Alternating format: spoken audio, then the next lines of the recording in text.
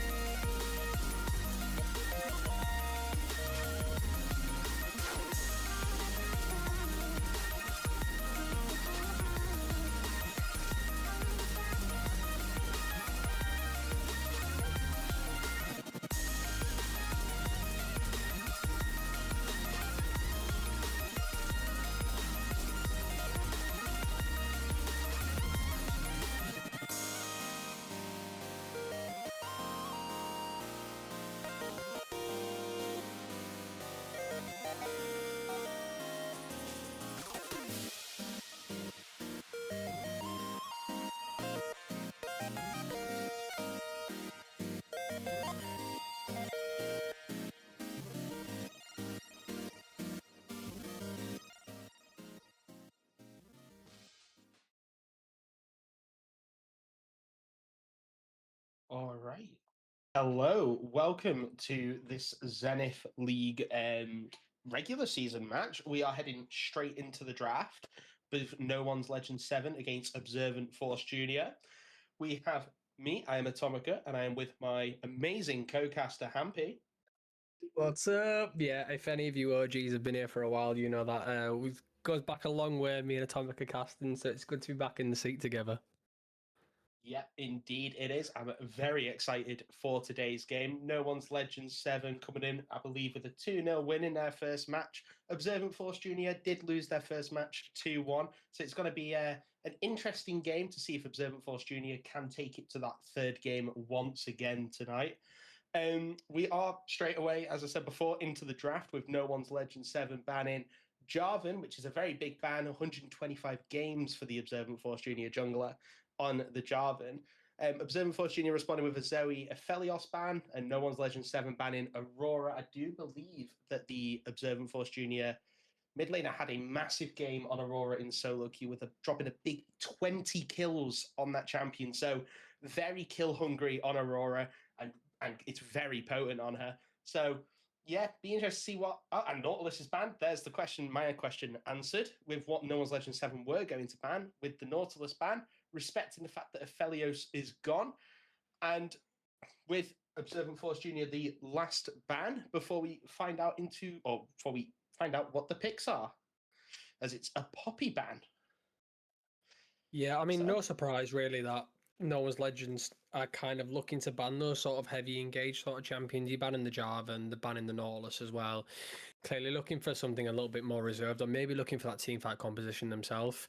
Observant Force Junior banning the Poppy makes me think that's what they were opting for in the first place, is that sort of engage comp, and banning the Nautilus away maybe is something they were looking to pick. Maybe they're looking for something like a Zac or a Lee Sin or something that's got that heavy jump into No One's Legend is probably the reason. I mean, the Xin Zhao's being hovered right now.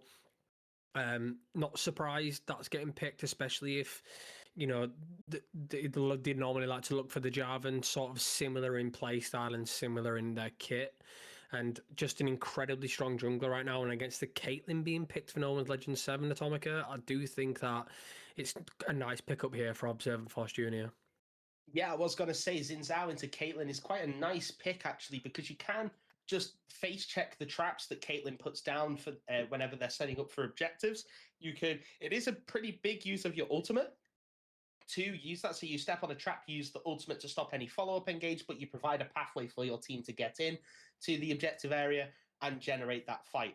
The Ezreal picked up alongside the Xin Zhao. I really like this pick from Observant Force Junior, providing the AD carry with mobility first and foremost, but also that range to help deal with or to help match Caitlyn and to try and help poke out Caitlyn. So that if Caitlyn ever steps up to try and get poke, you can poke with the Ezreal Qs, and it will chunk down Caitlyn a decent amount. So I really like where Observant Force Junior are going with this draft. No One's Legend 7 locking in the Shen for that little bit of extra shielding and protection for the Caitlyn if Xin Zhao ever opts to jump onto the Caitlyn, which is a very, very nice pickup. All that shielding, that block as well, the anti-auto attack range, little area that Shen does. I've forgotten the name of the ability. It will come back to me soon. Will be actually quite pivotal, I think, especially with the positioning of the sword, because Observant Force Junior, with that Xin Zhao, you're looking for quite a bit of melee follow-up as well. You don't really want to waste him just going in on his own and dying. You want to be able to isolate that target and pick someone off. Milio coming in alongside the Caitlyn to help facilitate that range. It looks like Observant Force Junior just got to go for a staple in Ezreal Karma. Yeah, I mean, this Shen is quite a nice pick for another reason as well, Atomica, because it could quite be a flex pick really as well.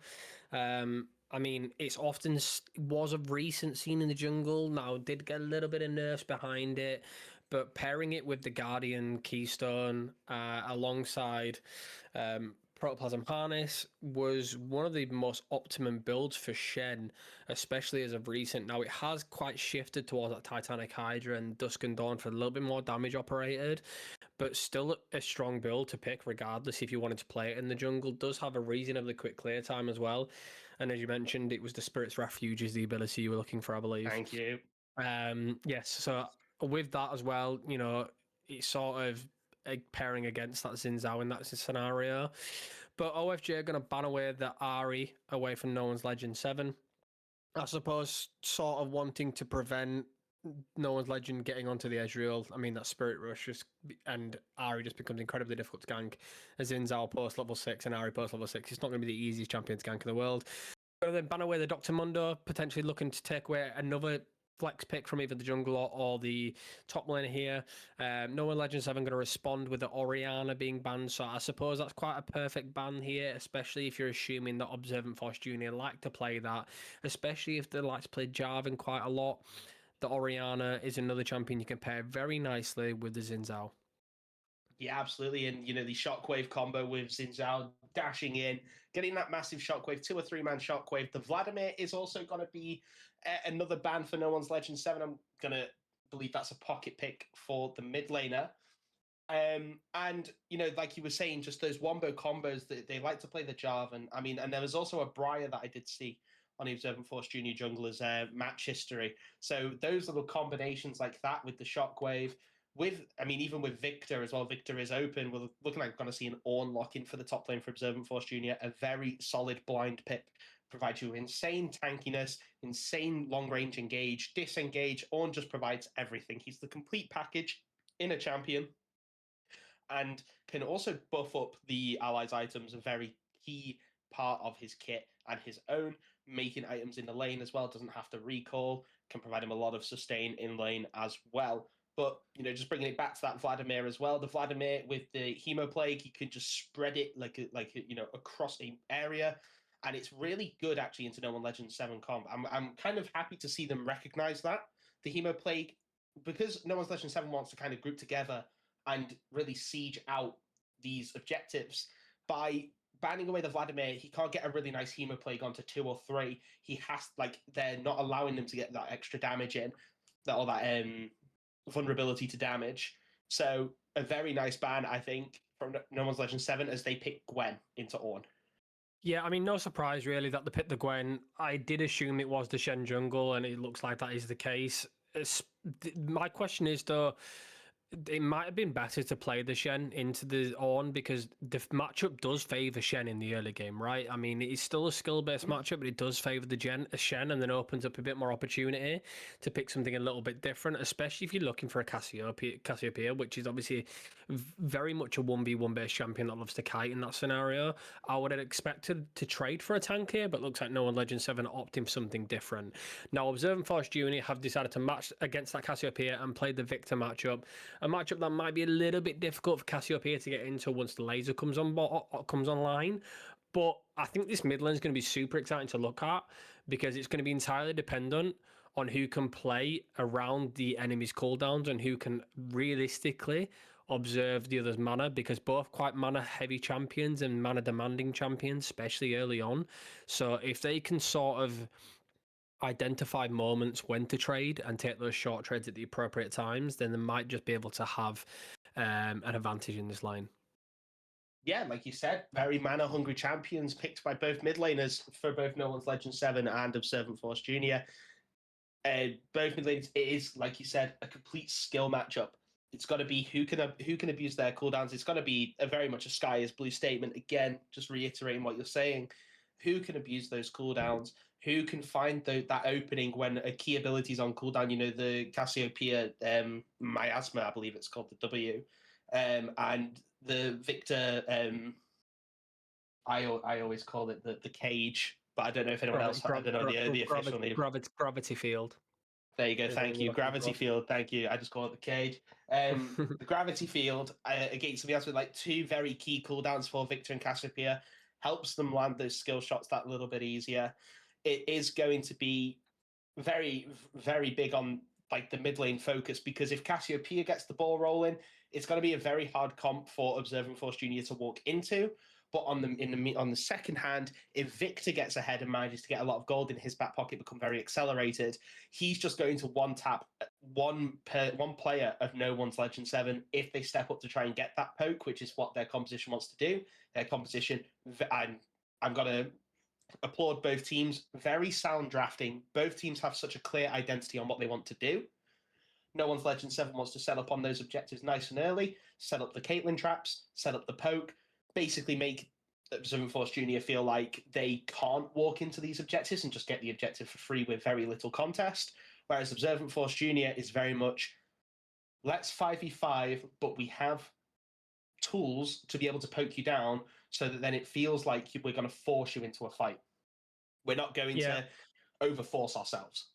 Absolutely. I mean, you kind of touched on it there, but I do think OFJ has the edge in this draft. The reason being is they've got a stronger front line and they've got that engage, right? The fights are a lot easier to fight cleanly with. I mean, Ornn's a pretty obvious champion, yet elite engaging and just incredibly strong front line. The Xin Zhao is obviously a champion that is known for being a fantastic skirmisher, and I do think if against, I know Noah's Legend 7 have the Shen, but if the Shen decides to opt to be a little bit more defensive than on the attack, then I do think OFJ will sort of walk away with these team fights just because the way their composition is built. But the late game does favour the Victor quite heavily.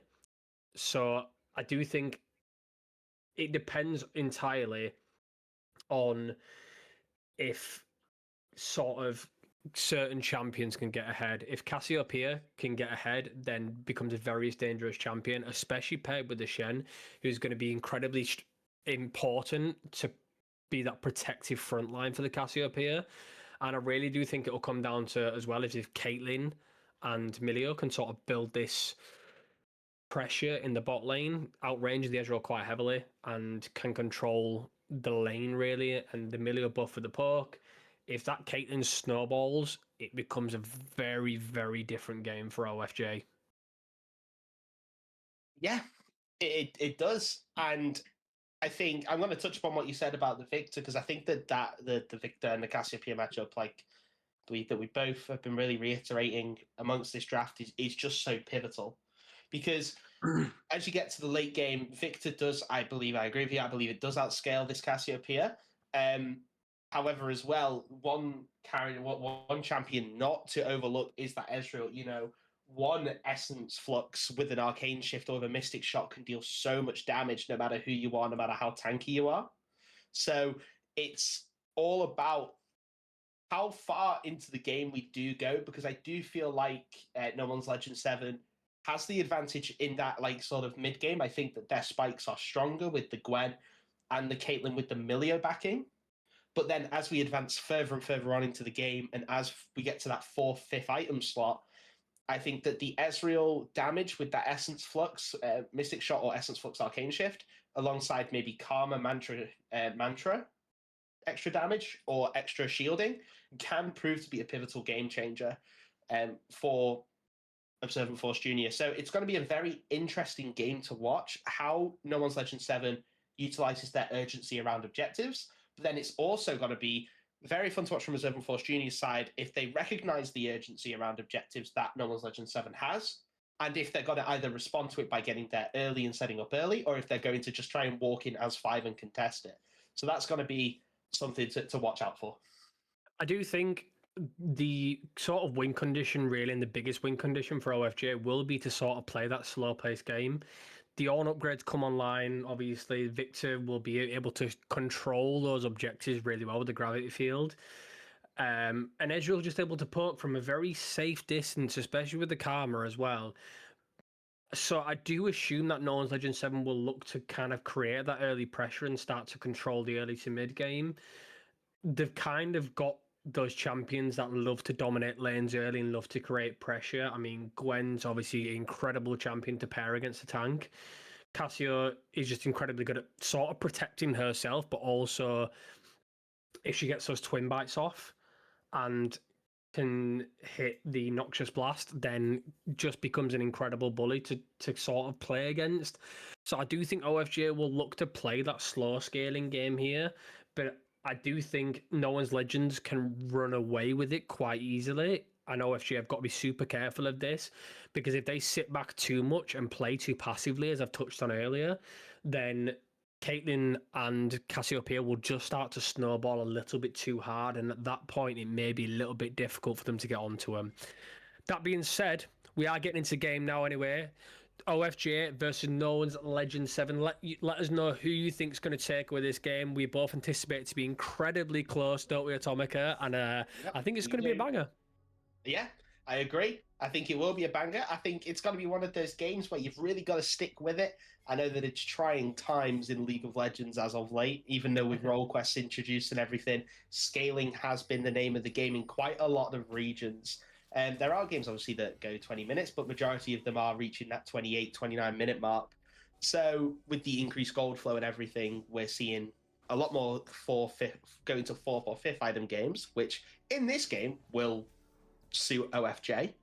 So yeah, absolutely. Yeah, and we do see Shen actually picking off a ward. So he's already got 1 CS and a little bit of XP. So he's going to get a little bit of an XP advantage over Gazeppa in the jungle, which is very nice for No One's Legend 7. I mean, we saw in the bot lane quite early that the Ultra Mega Fire Kick is just incredibly annoying to play against, especially when you are a Karma who wants to step up, proc that mantra, hit the inner flame early on, but the distance on that is a lot further than people initially anticipate. So this is what I mean. I think although they're getting pushed in quite early, they have such a big range, but Caitlyn and Milio have to be super careful not to get hit by too much early on. I mean, we can see the pressure already in Garbanus in the top lane, doing so much damage. That snip coming out, and he's falling incredibly low already, having to be forced to walk away. He's going to have to use flash just yet. In comes the Q and walks away with a slither of health. There's the pressure, there's the damage. And we saw early Playmaker already having to flash as well. This game is not slowing down anytime soon. And just when you think that Playmaker turns it around, Insignia Driver drives the last twin bite into the heart of Victor, and down Playmaker goes. Yeah, a very brutal death for the Victor. He's now forced to teleport back to lane. He's flashless. He's still up a potion, so it's not too bad. But that was a very, very well played fight from Insignia Driver. Just at level 1, he was getting poked down. He lost the XP in the lane, but managed to just bait Playmaker in, recognize that Playmaker's all of his damage comes from his abilities, and in the early game, Victor damage isn't that great, whereas Cassiopeia, your Twin Fang cooldown is so low, especially on a target affected by Noxious Blast. It's basically 0 cooldown no matter what. So just going there and getting that healing, the Conqueror, I believe, also was fully stacked in that fight. So he had the healing, he had everything, and he managed to pick up the solo 1v1 and first blood. Yeah, absolutely. I mean, it's a little unfortunate, just didn't quite have the damage, but this is what I mean, is if scaling gets later on, providing the Cassio doesn't get too much of a heavy lead, then the Victor will start to be favoured in those 1v1 matchups here.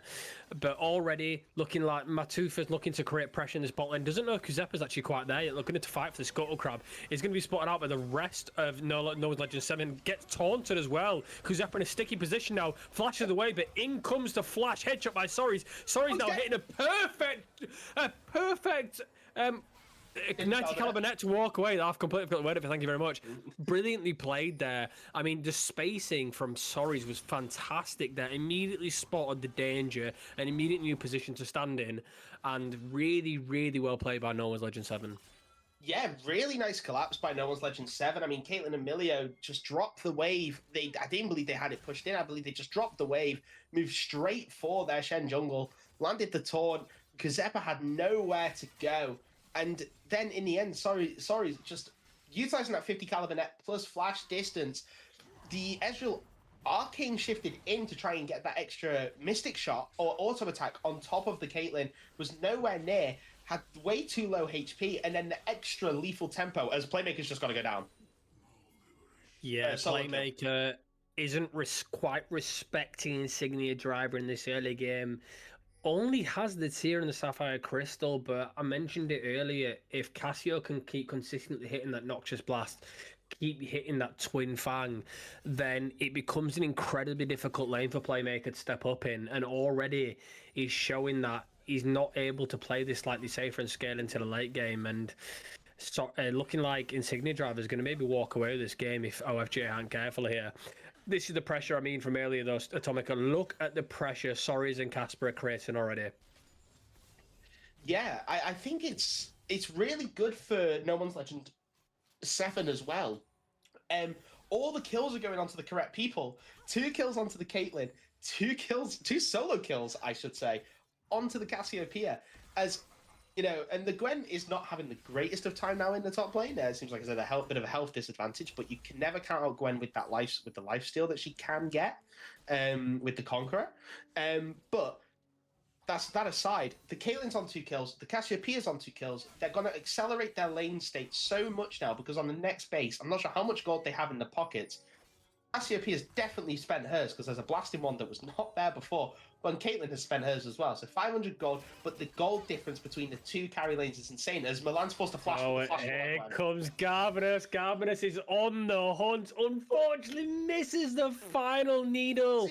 Nice little juke there by Milan. Milan doing a fantastic job of just walking away from that situation. And this is the spicy top lane already. Just when you think that Garbanus is maybe slightly out of it, Milan's not afraid to step up. I mean, we saw this in the last series. Milan definitely a player that likes to play that aggressive lane, likes to shove up early, but he's sort of favouring Garbanus in this point, and he kind of got to think that, does Milan start after playing a little bit safer, or does he keep having to go on the aggressive? I think with the lane where it is, he has to be aggressive. I don't think that you can really sit back and let this Gwen freeze this. You have to try and get there. As Playmaker manages to dodge the petrifying gaze. Avoids it. And instantly in comes the Shen as well, Atomica. Signia Driver trusting his jungler there, knows exactly what's going to happen. And again, unfortunately, Playmaker not quite respecting the enemy team. And specifically in this moment, didn't quite anticipate the Shen, didn't anticipate the Stand United.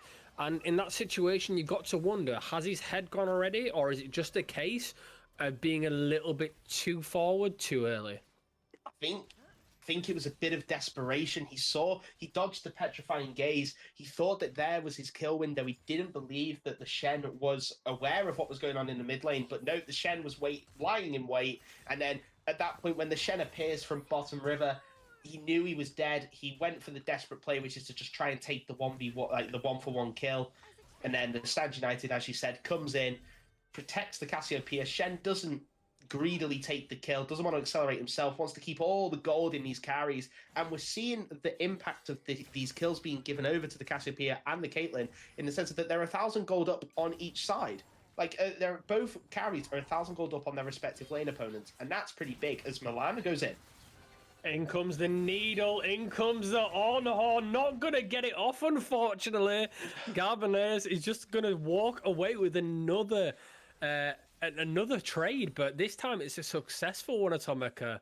And unfortunately, Milan doesn't quite have the damage he needs yet to take down this Gwen.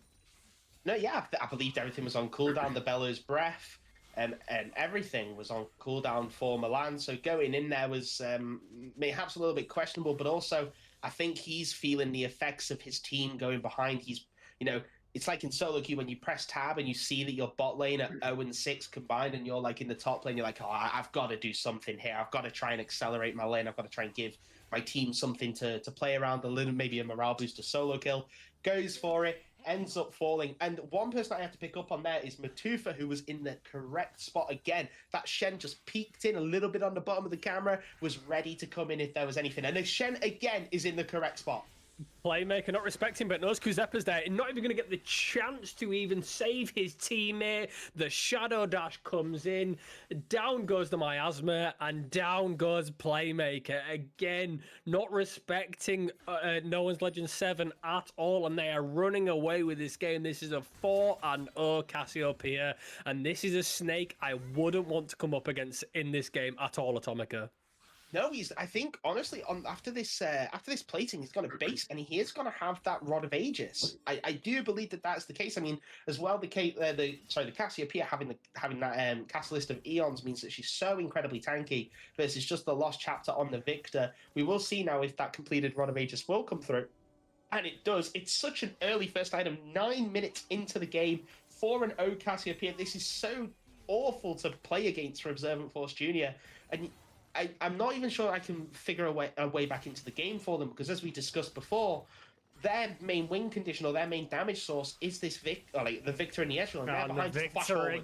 again getting caught immediately. In comes the miasma, in comes the petrifying gaze, and in comes the Shen. This duo is causing problems today. An Insignia driver is happy to keep going with it because they know Playmake is constantly on the aggressive and constantly just disrespecting this Cassiopeia. And you've got to wonder, Atomica, has he lost it? But we'll see if he's lost it later on because Milan not respecting Gwen here.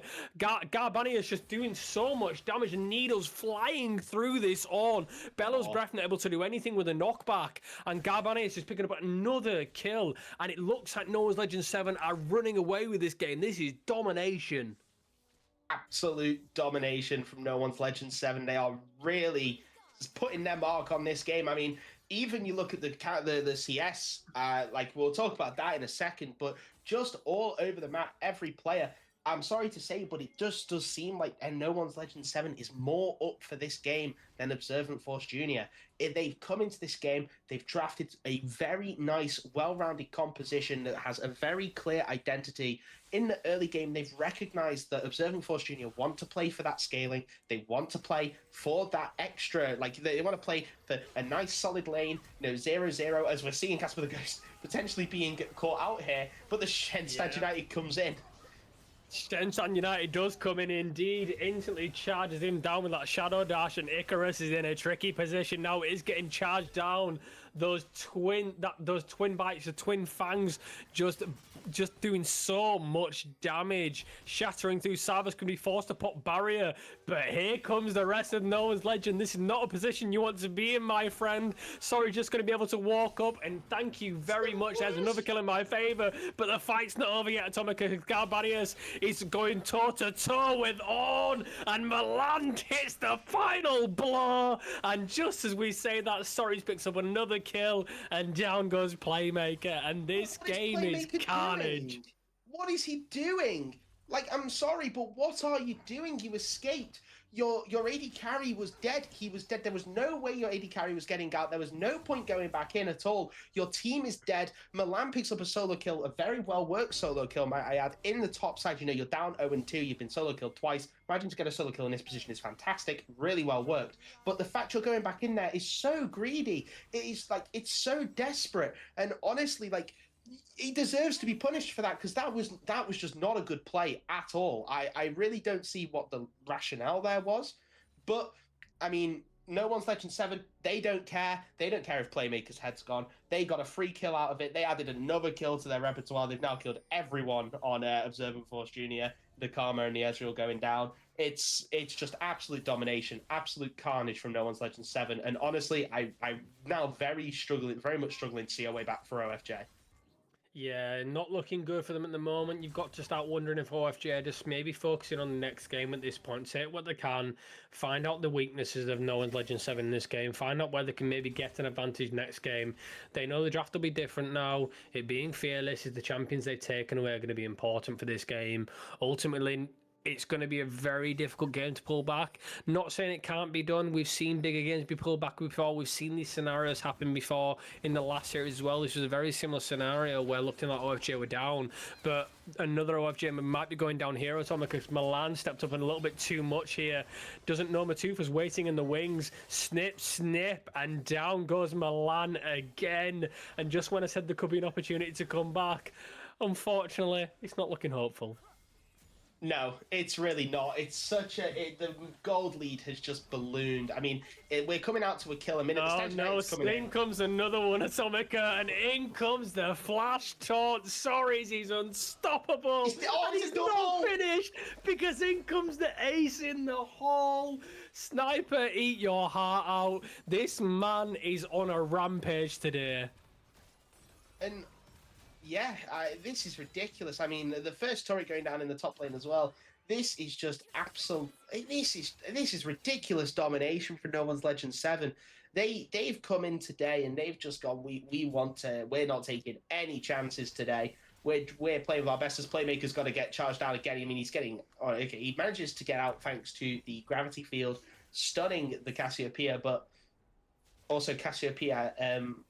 I thought she couldn't buy boots. Have they changed that? No, it's because tier 3 it's tier 3 with the mid lane quest. Right, that makes sense. Thank you. Yep. I thought I saw boots in her inventory, and I was like, It's hang on a minute. It's okay, but I mean, is this class as cyberbullying at this point?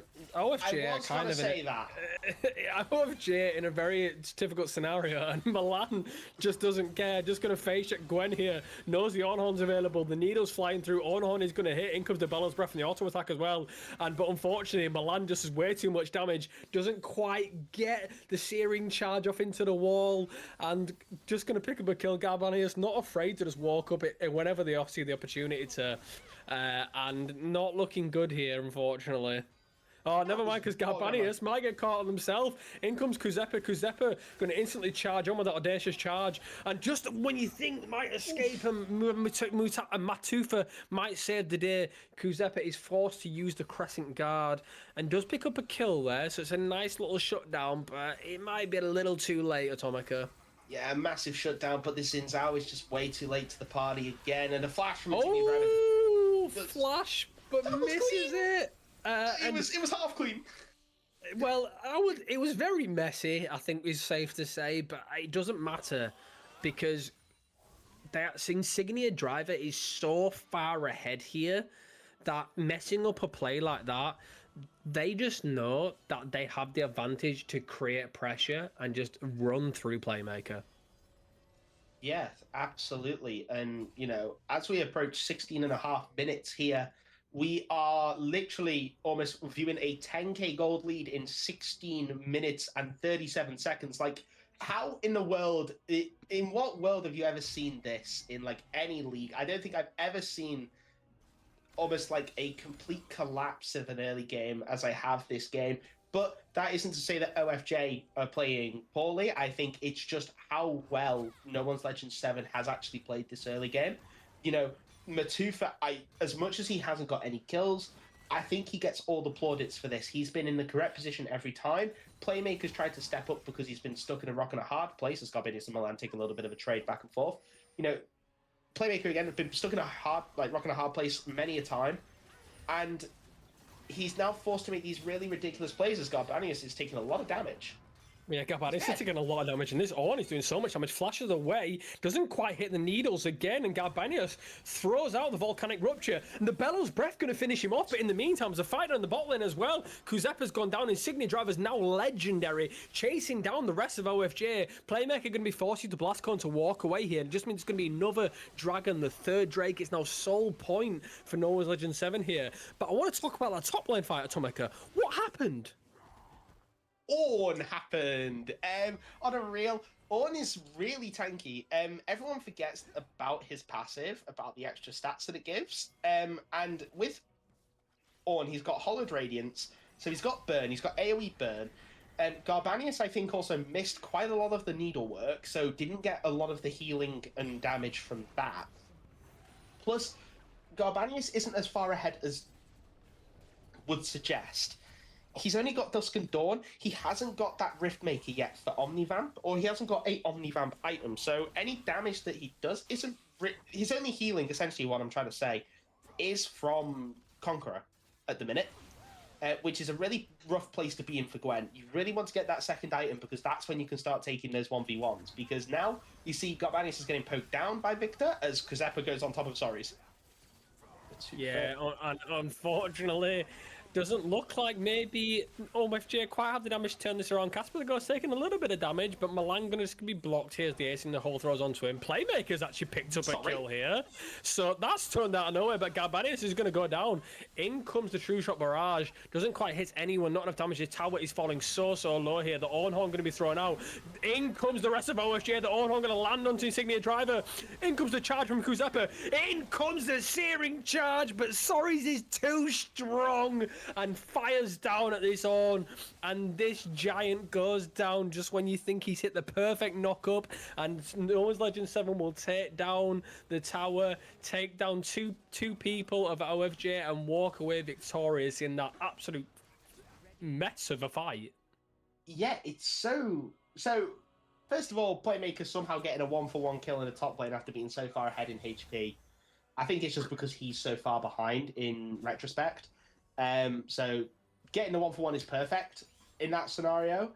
But the one thing I want to pick up on is just it's so unfortunate for OFJ that they are so far behind because that searing charge knock-up was perfect. I believe, if I'm not mistaken, it actually landed onto Insignia Driver and Sorry's. I might be wrong. It might have been Casper the Ghost and Sorry's. But if the follow-up damage had been there, like say Ezreal had maybe the Manamune completed, not, the evolved Manamune, but just Manamune itself, that fight could have gone a lot differently. But as picked up on, because Sorry's and Insignia Driver were just so far ahead, that Milan as well also had really only been building to fight Gwen, meant that Sorry's was absolutely shredding this Ornn. Like that Ornn, I think took 4 shots as the Baron goes down to No One's Legend 7. I don't think anyone was particularly a fan of contesting that. No, but I will say though, it just goes to show that No One's Legend 7 aren't completely untouchable in this series of Atomica, because just even though they have such a significant lead over OFJ, there was still moments in that fight when it looked a little bit hopeful for OFJ, and you've got to start to wonder if the early to mid game didn't quite go the way it went.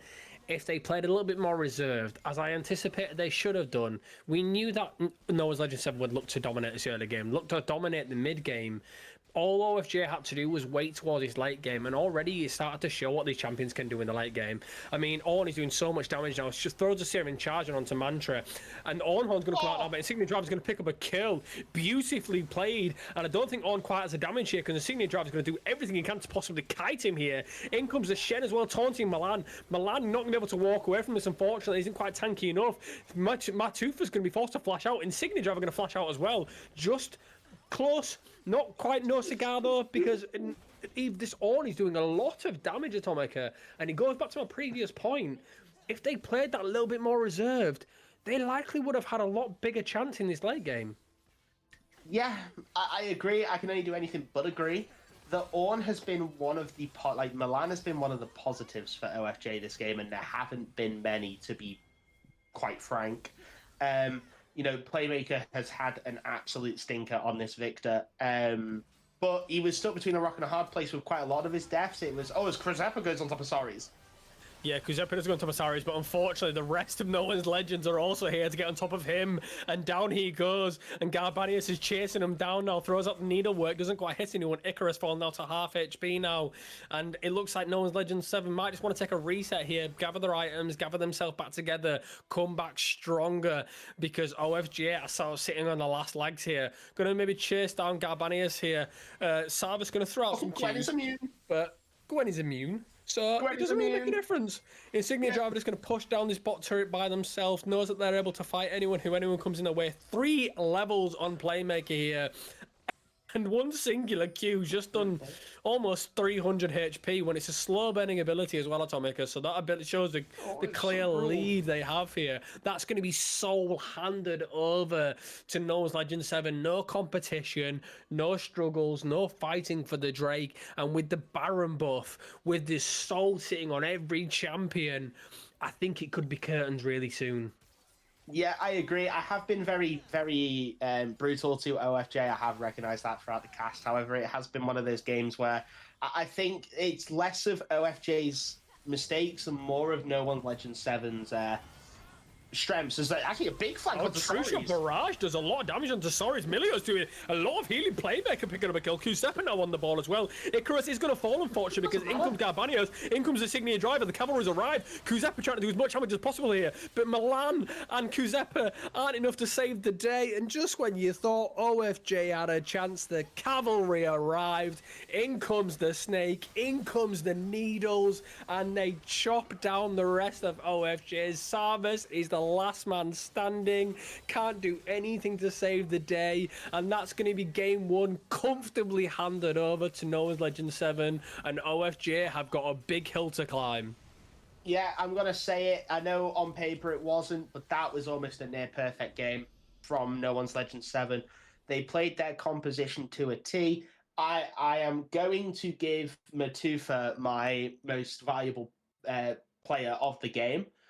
Just purely because that Shen was in the right place at the right time so many times, Playmaker was completely shut out of the game, and a composition which relied on at least at the minimum staying even early. He just essentially cut to pieces. He completely tore them apart, was all over the map. Like Kazepa just couldn't keep up with the Shen, with the River Shen. And yeah, he was an absolute. It was just a joy to watch such a good Shen jungle performance. Like he was all over the map. He was in the right place at the right time. The Stand United were brilliant, and Observant Force Junior. I think it's less about how they played, and it's more about being more proactive in that early game, like you said. I think, or like not proactive, but like more sort of reserved. Not proactive, reserved. That was it, reserved. Because as soon as you recognize, Playmaker got solo killed in the mid lane, it's like, okay, let's just calm it down. Let's slow it down. Let's try and play the game at the pace we want to play at. Because you can give up those early objectives to a team that wants to siege these objectives. You don't have to walk in, but because they kind of felt pressured to fight the objectives, the Caitlyn and the Cassiopeia could scale. They got to the mid game, which is where they're at their strongest, both of them, and managed to get there before Ezreal and Victor had 2 items. And yeah, it was then just kind of over from there. It was such a brutal game to watch, honestly.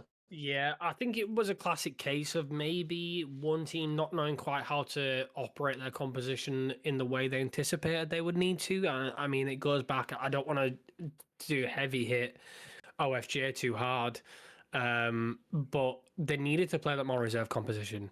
They picked the champions that scale well into the late game. They know how much lane pressure NOL's Legend 7 were looking to create in that scenario. But you've got to now think, do OFJ opt for that late game scaling composition again, or do they opt for that more aggressive? It seemed like they wanted to play aggressive throughout the entirety of the game. Milan definitely a player that loves to play more aggressive, and it didn't seem like the rest of OFJ were too far and removed from that sort of mindset. So I would anticipate that OFJ might go for something a little bit more on the aggressive side this time. Look for those team fights, look for that early pressure, look for those early objectives, because No One's Legend 7 was so good at doing that themselves, and OFJ didn't seem like they felt as comfortable playing that more reserve scaling composition. Yes, I think I want to pick on something that you said, because I did want to talk about that, which is I do think that if you give Milan something a bit more aggressive, you can maybe do something. Because one thing that I actually didn't really notice about Observant Force Junior's composition was that they didn't really give Xin Zhao a lane to play through. Now, I might just be being a bit silly here. They do have a lot of setup, yes, like the gravity field, the Ornn knock up and brittle and slows, the Karma mantra, root and slow. But pre-6, they don't have much follow-up damage. And No. Xin Zhao, yeah, he's a hyper farmer and then wants to get 6 and then start ganking, but it's like he also wants to try and be impactful on the map as well, like any jungler does. Yeah. So it's one of them that I didn't really notice. And hopefully, like you said, well, I would put my vote into going a bit more aggressive in the draft for OFJ. Really try and just attack the game, because No One's Legend 7 is quite clearly coming in with this philosophy of the first 15 minutes are pivotal for them. Yeah, they 100%. Yeah. 100%. I do think we'll see how OFJ respond in this game. Whether No One's Legend 7 can walk away with a love a bit and domination. I think we'll be getting into the draft any second now. Do you anticipate OFJ to draft a little bit more aggressively and maybe play a bit more for the jungler rather than the lanes? Or do you think they'll sort of go for that same composition again at Omega? I really hope that they play for the lanes, more specifically Milan. I was really impressed with Milan. He put on really a good performance against Gwen, especially in a losing matchup. He put on a really solid performance, managed to pick up a solo kill. But obviously, as we know, in League of Legends, if you play for the top laner, if anything else happens around the map, then it's kind of useless because the top lane role it's not it's not great at the minute. In my opinion, of course, people can have their own opinions, but yeah, I hope that they draft someone a bit more aggressive for Milan, something that he can be a bit more proactive, or like not proactive, but a bit more aggressive on in lane in the top lane. Maybe even something a bit more set up, 100% focused for mid lane. Like, I mean, I know they're low mechanics, but even just a champ like Annie, like it's such a simple stun to set I up do. for your draw. They may pivot towards that slightly more lane dominant based composition, maybe the snowball or dive composition. I mean, what I would like to see Milan play is that Jax. I believe they played in the last split. Such a champion that he clearly Milan is a strong duelist in general as a player. I mean, there was a couple opportunities in that game when, even though they did pick up the kill onto the Gwen, there was opportunities when we saw that they maybe had the opportunity to outplay and pull off another kill. So I do think with being that dive threat, being that duelist, something like a Jax or even a Renekton with that massive early lane pressure for that top lane could be a difference. But it's not just about that top lane. I do think as well, maybe Playmaker needs to play something that's got a little bit more roaming ability. They banned away the Ari, but I think the Ari would be a brilliant pick for Playmaker to play if they can play it. Again, if you pair it with something like the Jax, like the Renekton, the dive threat is there, but also the ability to sort of walk away, take those trades when you get the Spirit Rush as well, and when you get the extra move speed from the passive. It's a champion that can sort of protect you a little bit more. But whether they play something that's a bit more on the protective side or they play something with a roaming opportunity as well, both teams seem to like to pivot towards having their mid lane move towards the appropriate side when objectives available as well. But we'll see what happens here as we get into the second draft as well. That's coming up now. Malphite, Jarvan, and the Aurora being banned away in the early game for NOL's Legend 7, and our Observant Force Jr. going to ban away the Xayah this time, Dr. Mundo, and the Zoe. So similar bans to last time, still looking like NOL's Legend 7 aren't quite comfortable getting OFJ on that Jarvan just yet, maybe knowing that it's a little bit too strong for them. They have got pick 1 here. Now, I would anticipate maybe No One's Legend 7 to pick something for their bot lane here, Atomica, because it did seem like it was quite a dominant force throughout the entire game. And they're going to offer the Sejuani instead. Flex pick, it could be. Sejuani top lane is a thing. Obviously, it's not been played recently. And I do think that they did try and adjust it out of existence a little bit. But Sejuani could be a flex pick, could just be a standard jungle pick. As we see. Oh, yeah, not Tenoriana. Yeah. I was about to say, just before you finish your sentence, I was just about to say, if they're picking the Nocturne, the Orianna is definitely going to come out. They've been waiting for it, they've been hoping for it, and it's been picked. But Noah's Legend 7 going to respond rather quickly here. The Aphelios was banned away in the last game, but it's going to get picked this time, pairing it with the Braum. Seems like they're going for quite a heavy Freljord composition here, Atomica. Maybe there's a theme, maybe there's a reason behind it, maybe it's just completely unintentional. We pray for Lissandra, we pray. We pray for Lissandra, it might come out, you never know.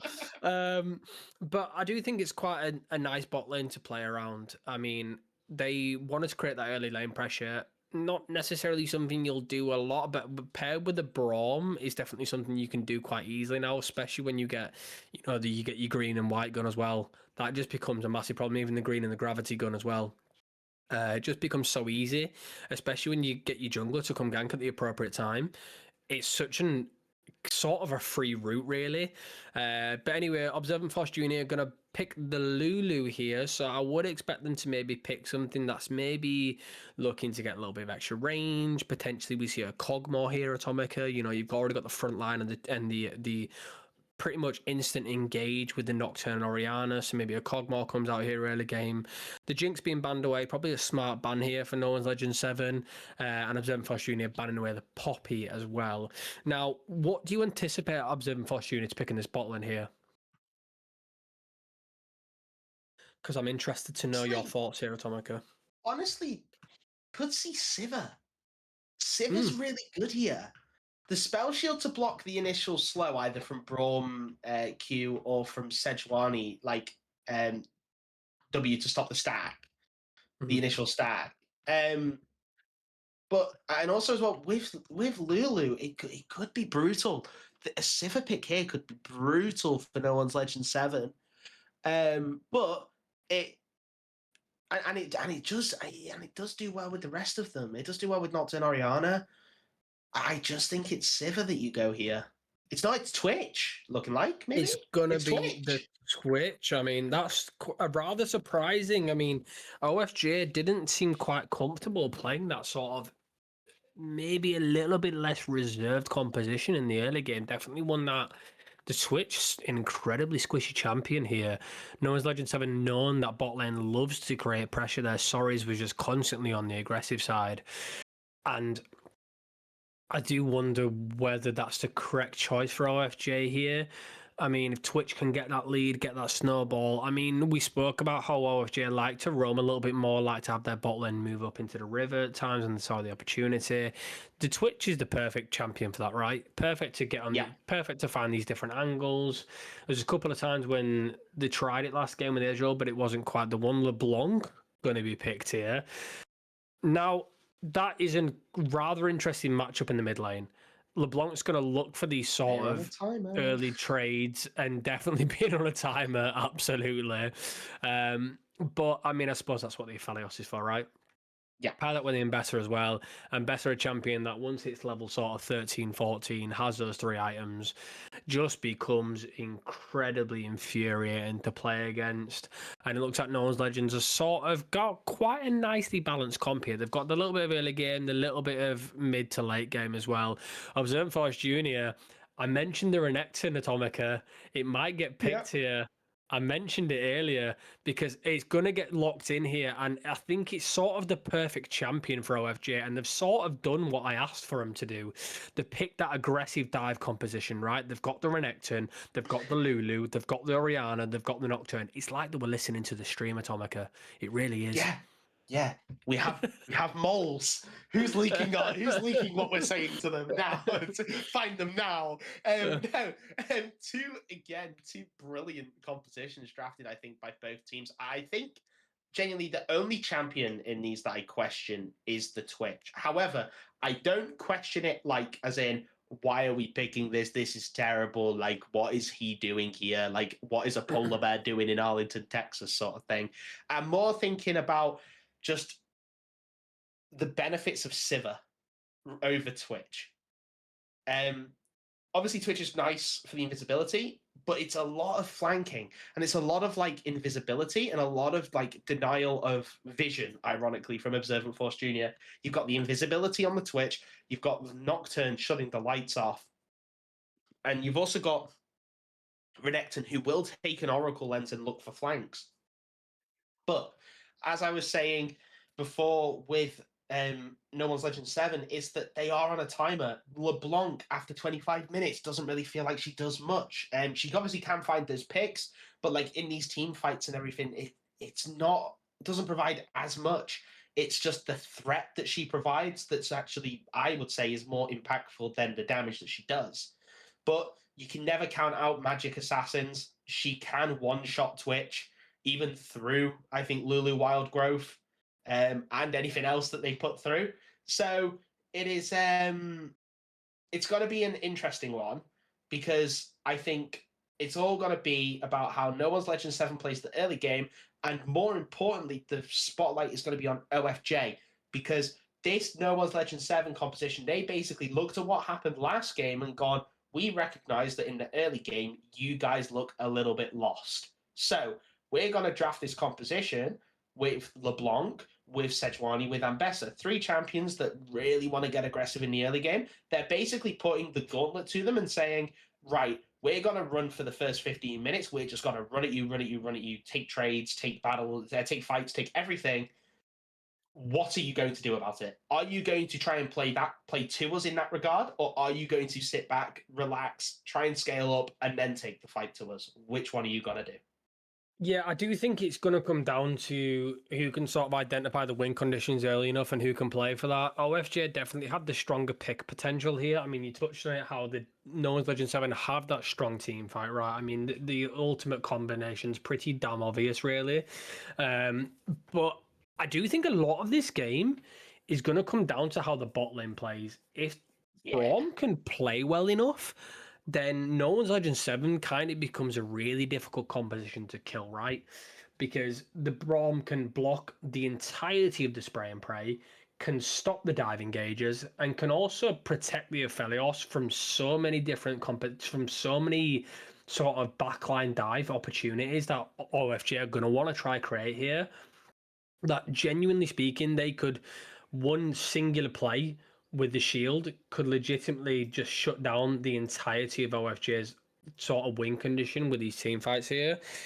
That being said, I do think OFJ have an opportunity to sort of play against that, really.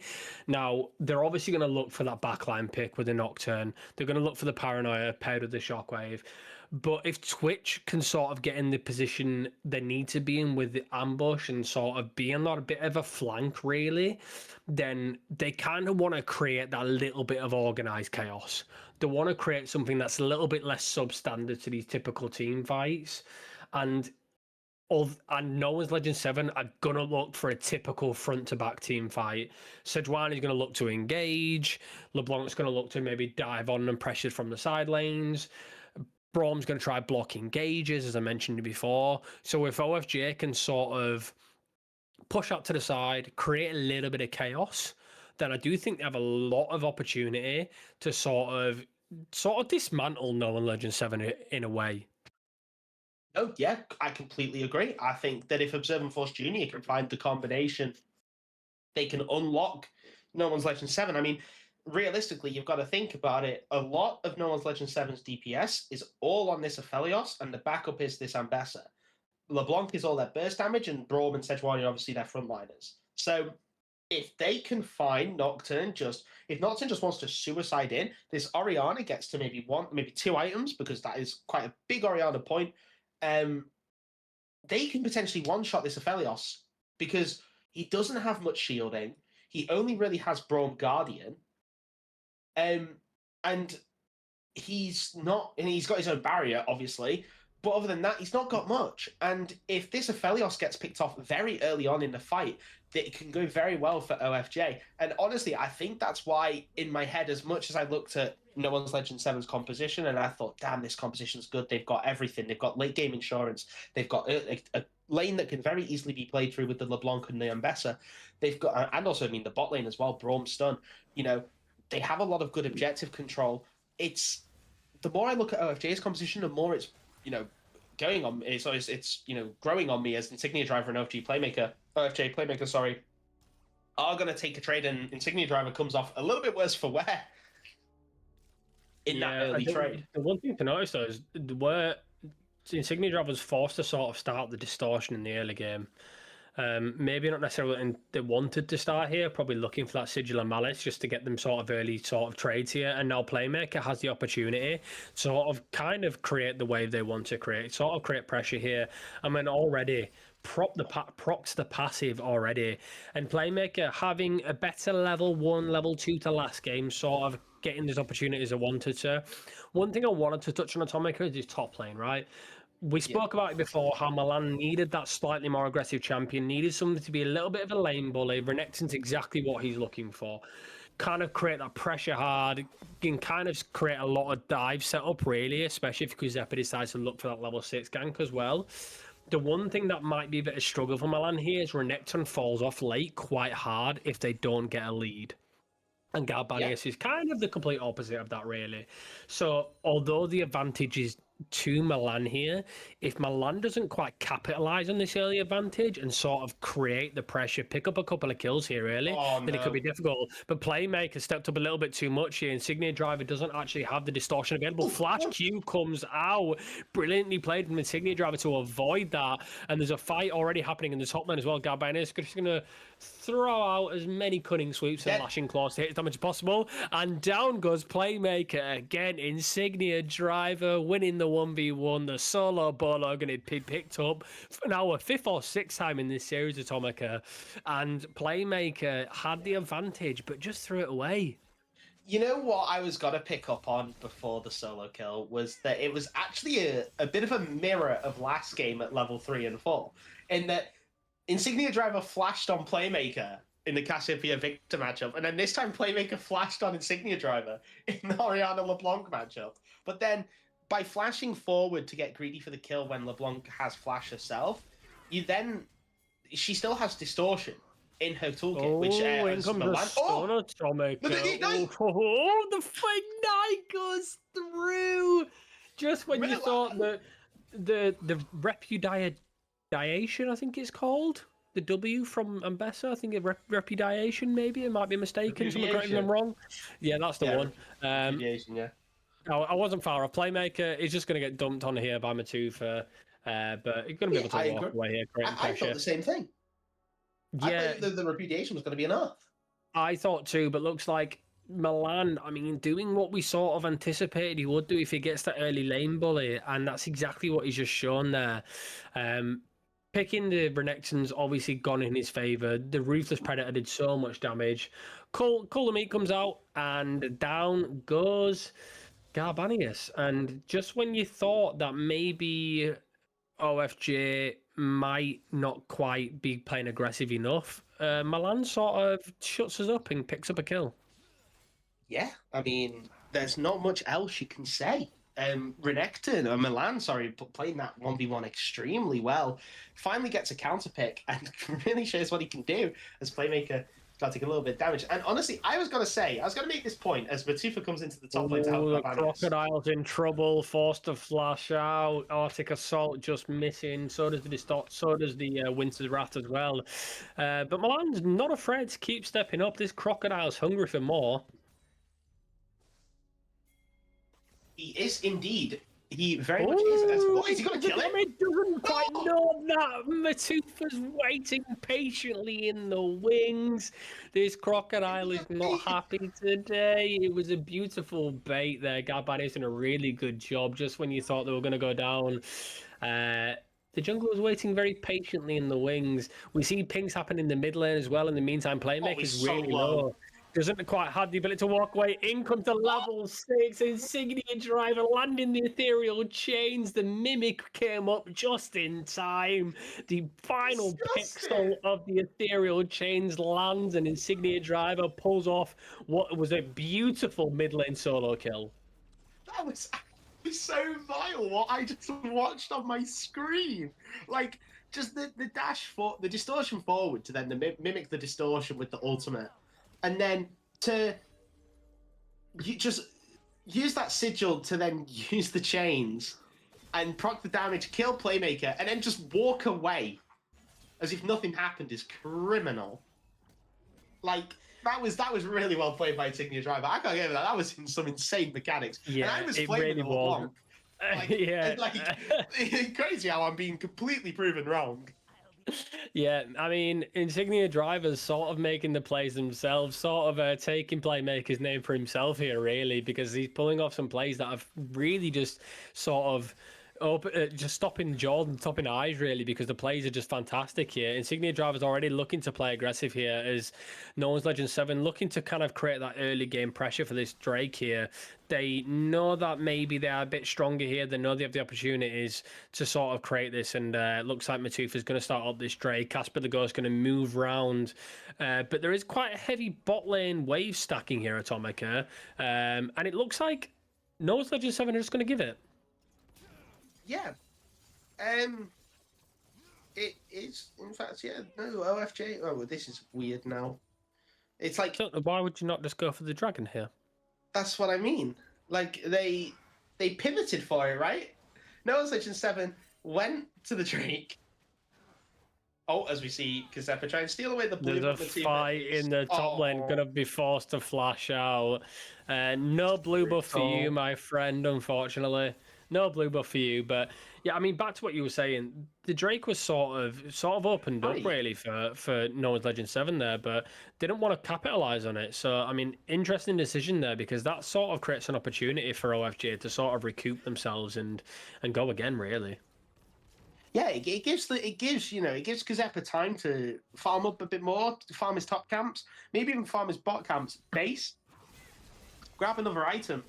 As we're seeing Milan go in onto Garbanius, he's got to pop the ultimate. But Matufa's here again to spoil his crocodile dreams. Taking a lot of damage here. Missed. Ult actually misses. Public execution, not going to quite hit. Slice and Oh. Dice not going to be able to get away, and Garbanius, who's lucky to maybe pick up a kill there. The help of his jungler doing him a favour there. Kuzepa goes in. In comes the Nocturne. Paranoia going to land, but doesn't quite have the damage. Dustbringer going to just narrowly go wide. There's a fight in the bot lane now, and Sorry's the red and white gun doing so much damage, and it's already not looking good for playmakers. Another fight, Shockwave going to land. Insignia Driver does actually hit the oh, it's brilliant flash. The last auto attack from the minion not quite going to take him down. Playmaker does a really good job of actually escaping that and turning around that fight, not when it quite looked good enough. LeBlanc unfortunately missing that sigil, missing that distortion there, and this fight is not finished elsewhere either. Just as red team took the Drake, spray and pray doing so much damage. The Lulu ult going to come down, but sorry, he's not going to quite pick up a kill as Icarus just survives. But in comes the Sejuani throwing out that assault, and just when you think that maybe OFJ have picked up something on the board, Matufa is all over the map. But again, it's Matufa. It's Matufa again who is in the right spot at the right time. I mean, it was a very nice play from the OFJ bot lane. Does pick up the 2v2 kill. I mean, technically you can even argue it was a 2v3 kill. Through the exhaust, through everything. Sorry's got caught out on this Aphelios, and the Twitch and Lulu just managed to punish the positioning.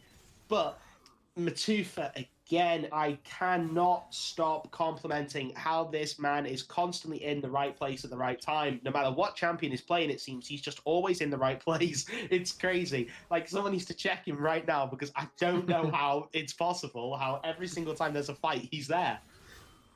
Yeah, it's looking like the case, but the issue is now for the rest of No One's Legend 7, there's a lot of kills here, but oh my lord, that was so much damage.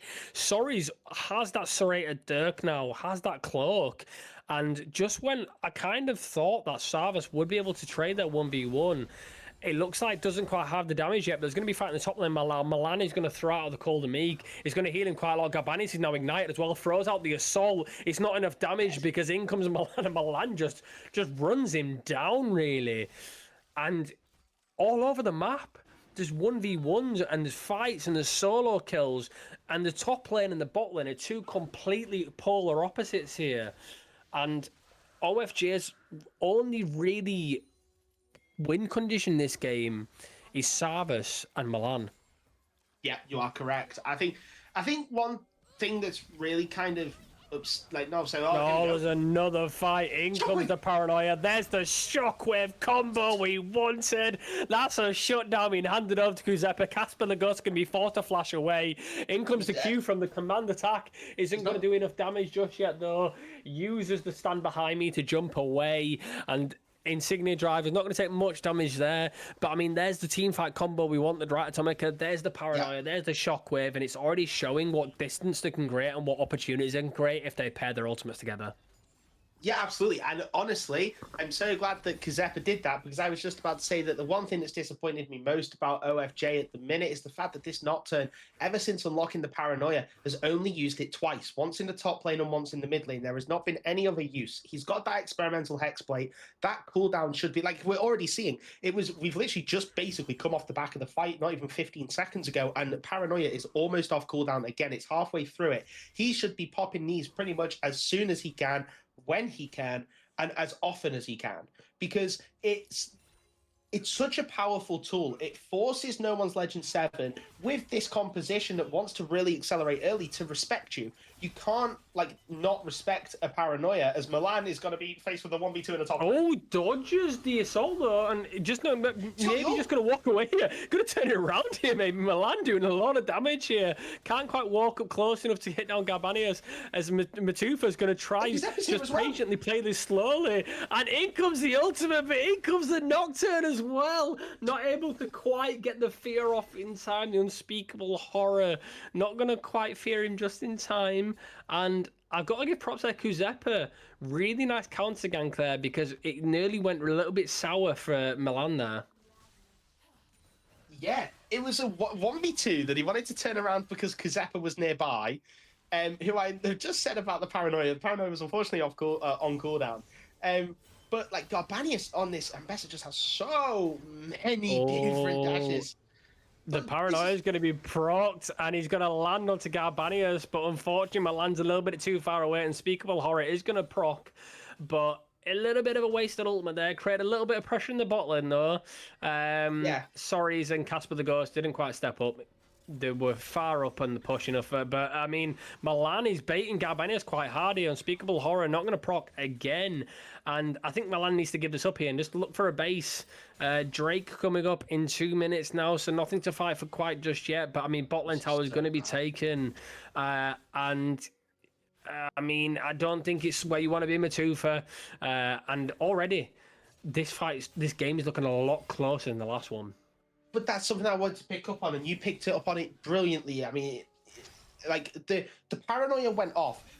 Sarvas and Icarus were about to get dove by Casper and Sorries, but because the paranoia went off, they had to back off. They had to respect it. They didn't know where he was. They had to respect that paranoia. So they backed off, and that's the pressure that sort of ability can create. And that's why I've been a little bit disappointed with Kazepa's use of the paranoia. But again, perfect use of the paranoia, allowed the bot lane to get a little bit of breathability, but then also was able to use it on the top lane. Garbanius, season like 14 champ, lol, 20 million dashes, 0 cooldowns. Just manages to dash away, even though the Unspeakable Horror did proc as, oh no, Sarvas is gonna get deleted off the map. Insignia Driver just instantly throwing down the sigil. In comes the distortion, and bye-bye to the rat in the bot lane, because you do not want to be coming up against this LeBlanc anytime soon. I mean, we said about the timer, but this is what I mentioned in the early game of Atomica, is Sarvas is such a squishy champion and might not be the one you want to pick. Paranoia is going to go down in the mid lane now, and Kuzepa is not going to quite get what he wants again, unfortunately. Casper the Ghost is hovering in the wings. Sorry's doing a really nice job to walk away as the fight in the top lane now. Matufa is unfortunately going to miss that Winter's Wrath, but in comes the assault, and in comes the public execution, and he's going to execute the Renekton here. Milan played a little bit too aggressively again, and oh, in comes the cleanse. The unfortunate ethereal chains landing on the minion, and Sarvas walks away just a 200 HP, but that's one combo, Atomica. One. Yeah, I mean, I was gonna say, it was almost like a comedy skit what happened to Sarvas before, where you just saw Insignia Driver walk into the bush, like, and Sarvas was just like, sat there, just farming away, not a care in the world, and the LeBlanc came out of nowhere, popped him, and then again, he's just trying to walk to lane, trying to farm, and gets almost deleted a second time in a row, forced to use that cleanse, which is so crucial for this Twitch against someone like the Sejuani or the Braum with this Sejuani with the long range stun, Braum with that long range slow and being able to, and exhaust. Well, no, exhaust not long range, but you know what I mean. As Insignia Driver is just got to dash onto Playmaker, and he goes down to a quarter HP. Luden's Echo with Sorcerer, tier 3 Sorcerer's Boots is crazy. This is crazy, the amount of damage this LeBlanc is doing.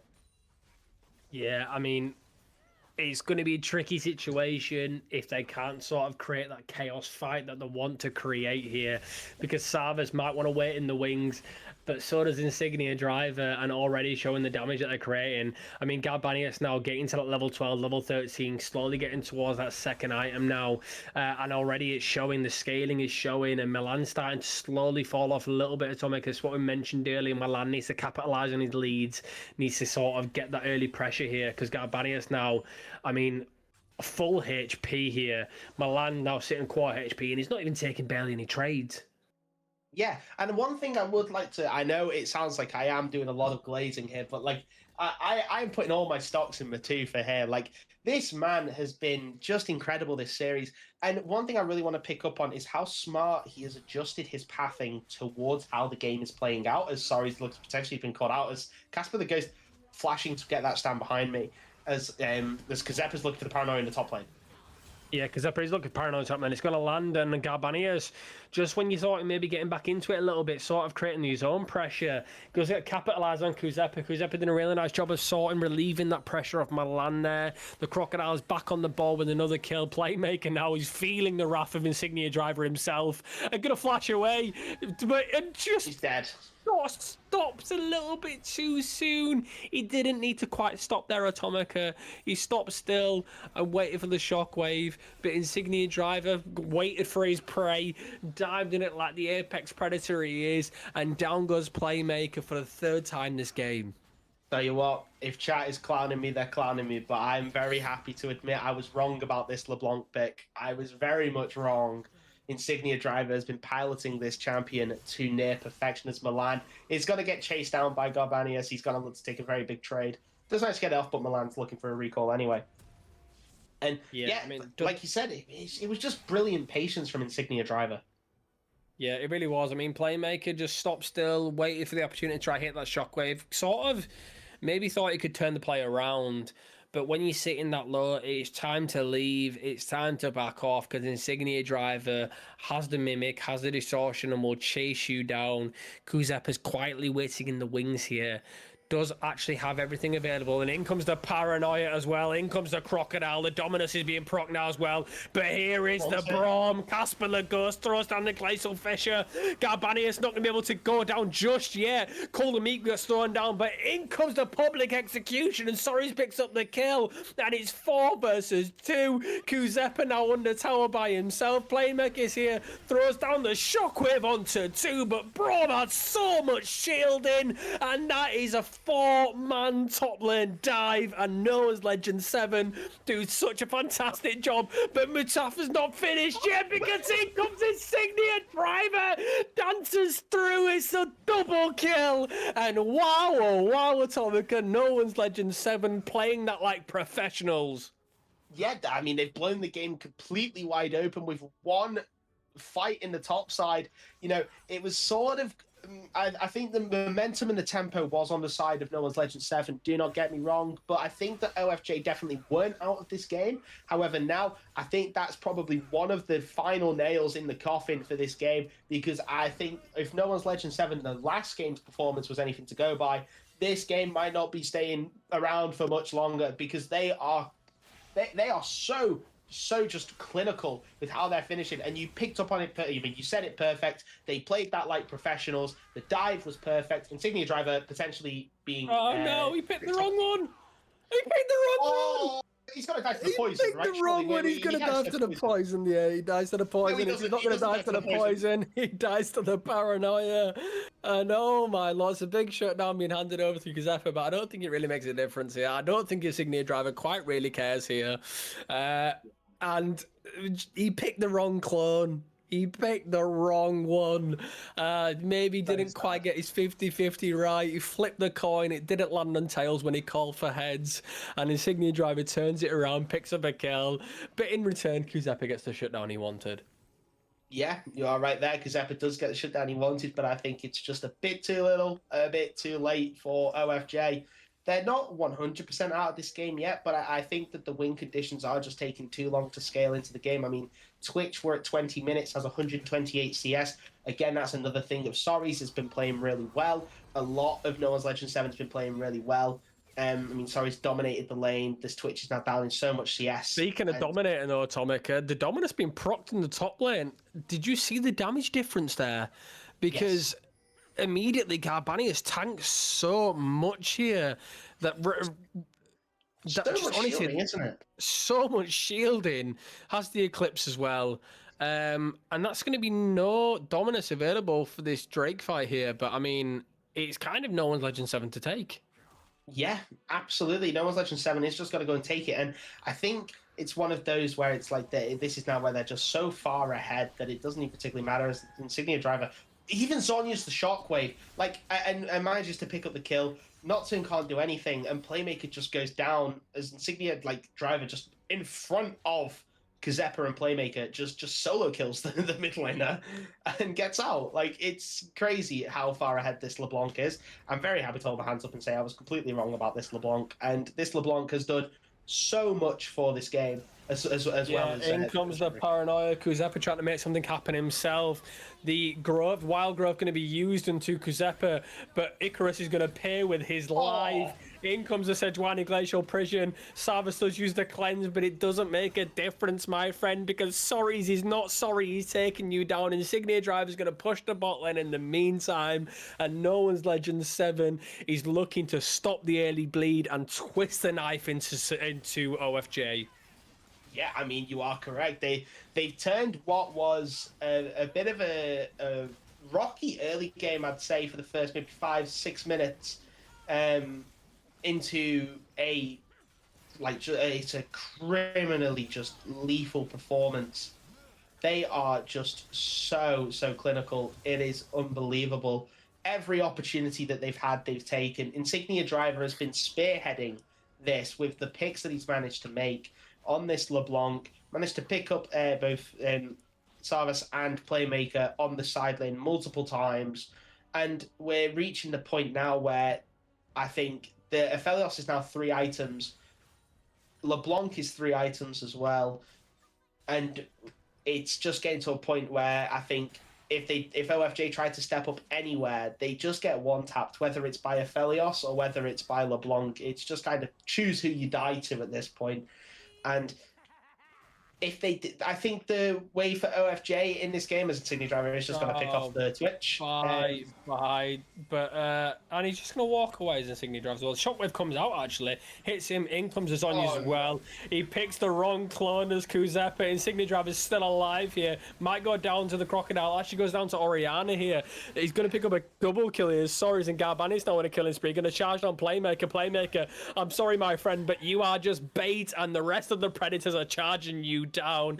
That is every member of OFJ dead, and No One's Legend 7 gonna probably look for the victory here. Have the Baron buff available as well. Got 6 seconds on Savas. I think they can end 2 Atomica, and unfortunately it's just domination by No One's Legend 7. Yeah, I mean, No One's Legend 7 really making a statement game here. Just absolutely no prisoners for OFJ. They are just demolishing them in these team fights, and it is thanks to the hard work of every player in the early game. OFJ, like, commiserations, they have come out and they have given the best that they can, the best fight that they can. But it just seems like No One's Legend 7 just had that a little bit too much for them as Garbanius does go in. It's not the end of the game yet, but Insignia Driver's teleporting in. Matuf is just tanking up, and that is so much damage. The Moonlight Vigil just almost one-shotting the bot lane here. Insignia Driver's going to land the Ethereal Chains as the rest of No One's Legend 7 look to finish. Paranoia comes in comes the Shockwave, Spray now available, but a beautiful Braum Shield stops everything from hitting him here. Icarus goes down here as LeBlanc does so much damage. Playmaker trying to run away with his life. It's going to be Garbanis who picks up the kill here as well, now on a double kill. A shutdown's going to be handed over to Milan here. Milan procs to Dominus, hits the Call the Meek to do so much damage. Slice and dice ripping through. He's got a triple kill here, Atomica. Can he stop it? Can he make it happen? In comes the assault. The public execution going to land, doing everything he possibly can. Slice and dice again. In comes another slice and dice. Insignia Driver lands the chain and shuts down the potential hope for a 1v5. You've got to give props to Milan there because he nearly pulled it off Atomica. It would have been the play of the season. It would have been, because it would have been a pentakill as well for the Renekton. But it was clinical for No One's Legend 7, absolutely clinical. And OFJ, I think that there was some points where you kind of look at it and you think there's not really much they could have done, but there's other things obviously that can be improved upon for OFJ. But for better or for worse, it was a 2-0 for No One's Legend 7.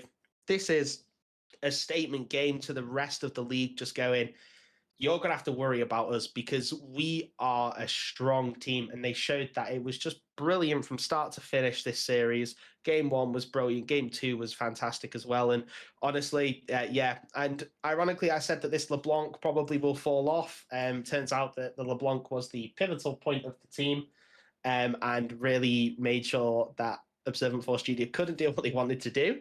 So I'm glad that was proven wrong. And yeah, No One's Legend 7 takes it 2-0. And if anyone cares, my player of the match obviously is Matufa, because I've been glazing him all game, and the glazing will not stop. Yeah, I do think it's important to sort of highlight the mid lane difference. That I do think, unfortunately, playmakers didn't quite respect Insignia Driver enough. I mean, Insignia Driver was fantastic at piloting his champions. Knew sort of the limitations he could pull off there. I mean, a prime example is that fight in the mid lane. So I think it's sort of a lot of props to them. OFJ, you mentioned it earlier, commiserations to them. Try putting their stamp on the game. A couple opportunities where they had a lot of strong team fights, really. I do think it just comes down to them sort of being able to identify maybe how they operate their composition better. But I don't think that's taken away from them and their performance. I just think it was a case of No One's Legend 7 was a little bit too strong for them. No One's Legend 7 had clearly been a team that had played very well together and just knew how to sort of play for each other. That 4-man dive in the top lane was absolutely fantastic. They played for each other. They knew when everyone was available. The communication was absolutely fantastic. The vision on the map sort of played in their favour massively. And unfortunately, it got to a point where OFJ felt way too far behind to sort of bring themselves back into the game. So No One's Legend 7 will kind of walk away with the victory here. And unfortunately for OFJ, they're going to have to maybe bounce back a little bit stronger now, sort of try and make their statement back in the game now. And that is OFJ now picking up, No One's Legend 7 now picking up a victory and sort of doing themselves a big favour in this league. We are going to probably take a small break here. The stream may likely stop just because we are going to be switching over. The game will be starting in 30 minutes, so don't go anywhere. We'll have game 2 coming really soon. The stream will start up soon, and yeah, thank you for joining us. Yeah, thank you very much.